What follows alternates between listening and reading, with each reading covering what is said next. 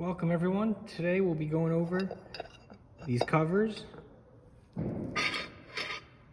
the motor mounts, and the intake and the reed spacers, and this crown. And the reason why we're going over all these is because they're all parts that people have questions about. What do they fit? What do they not fit? And they're otherwise simple parts too, so instead of making a bunch of short videos, we'll just make one longer one. So we'll start out with the clutch cover, because it's easy to explain it. It fits everything. It fits the billet engines. It fits the cast engines.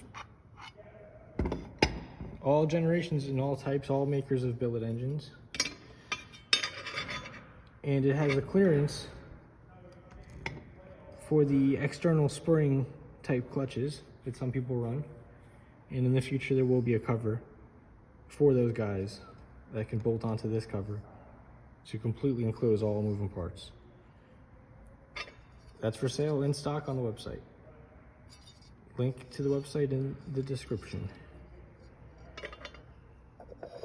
Next to the sprocket cover, it fits everything. This one does. And if you read the description of the parts, it'll tell you this one fits everything.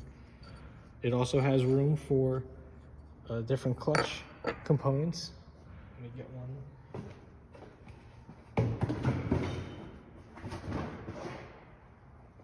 Now somewhere I have these little pins. Here we go, these guys. These ball bearing pins, we'll go over that in another video, but these covers, they can accommodate them. So yeah, there's that. Otherwise they fit any clutch system and work just normal. Now the other variant is this guy here. And the only difference is it's quarter inch taller. That's because a lot of my clutch systems are actually a quarter inch longer than normal clutch systems. It helps keep the chain further away from the case, and it helps facilitate wider rear tires. So that's why that is like that. As many people already know, you can use these covers for my extended clutch systems by simply putting a quarter inch spacer behind every single bolt hole, just all three of them right here. And there you go. That does create a gap here where chain grease can fly up, so I know people are very eager for me to get these taller ones back in stock. The material's here, it's on the schedule, it'll be done. But these do fit everything, cast engines, you name it. All right. Then we have the ignition cover. Now this one only fits my latest billet engines in maybe the past 1 or 2 generations. And it fits just like that. The front does overhang, but that's because there are cooling channels. You know, the air can scoop in here and transfer in and out. Help keep it a little bit cool and also help keep it dry. It has this little cutout here, and that fits this grommet perfectly.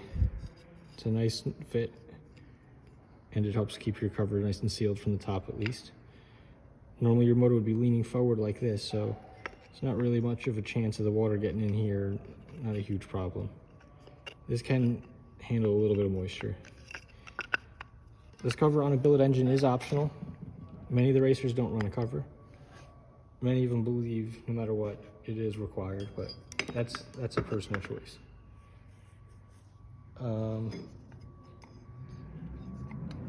Then just get this out of the way too.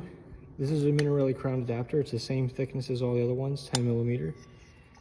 By having these wrap around here, if you were to put RTV or JB Weld in these gaps and help fill it all in, it would make it so that if you were to carve this to the extreme, really carve these ports out, you would still have a very low likelihood of having a leak right around here. Where the unskirted spacers, you would just have a thin little smidgen of gasket surface and it probably would leak. So bottom line, if installed and ported properly, these can increase the potential horsepower of a Minarelli build when using a stock case. So yeah, that's that. Then we have the mounts. Here we have some unmachined mounts. They're up on the website for sale.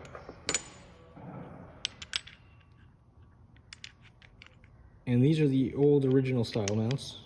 Still great, still current. As far as, you know, no problem with running these. We did have one racer famously crack the mount right here. And then after weld repairing it, it cracked again here and across these holes.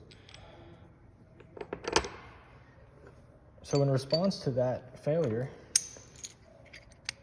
we made both the front and rear much beefier. You see we added material past these holes so it won't crack that way anymore. These are all a little bit thicker, and especially the front that broke. That's a huge amount more metal around there now. Much thicker. And on the front, we added these M8 tapped holes on both sides for mounting exhaust.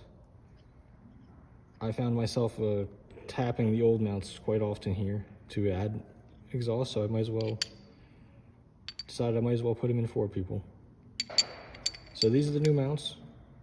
Same as the old mounts as far as how you install them. And notice on here, you got 3 of these washers. 3 washers on this side, and this bolt goes through. And then of course you have the 4 M6s holding each mount together. You could put all these washers on this side, or 2 on this side, 1 on this side, or vice versa, to shimmy the motor back and forth. Whatever you do on the rear mount, do on the front mount. Do not tighten it down without washers. It will bend your mount right around here.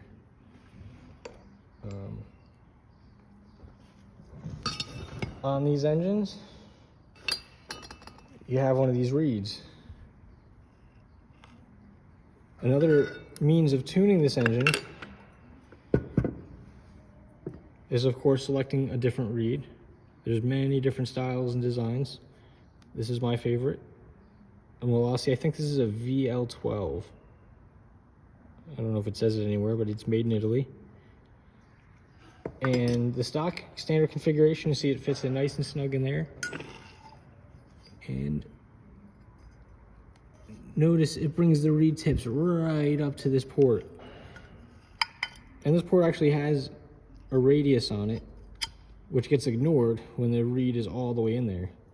So the reed is not flowing directly up to this port because it's too far stuffed in there. So we sell these spacers. There's a thin and a thick one. You can run 1, you can run 2. And that goes in before the reed, then the reed goes in. And then what happens, imagine the reed only sticking in that much. Now it's spaced out, it'll flow up that radius nicely. So that's what that's all about. It also adds case volume, which is another means of tuning. Try it out.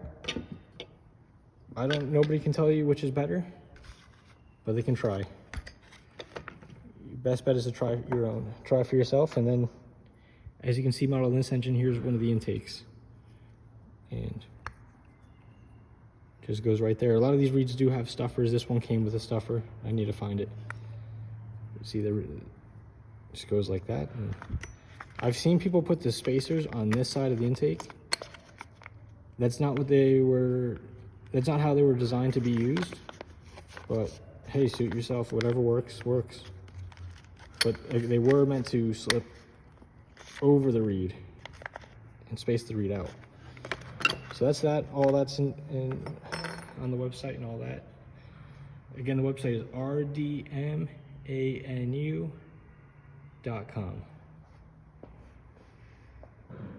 These old billet engines use this style cover. Smolik Performance has them.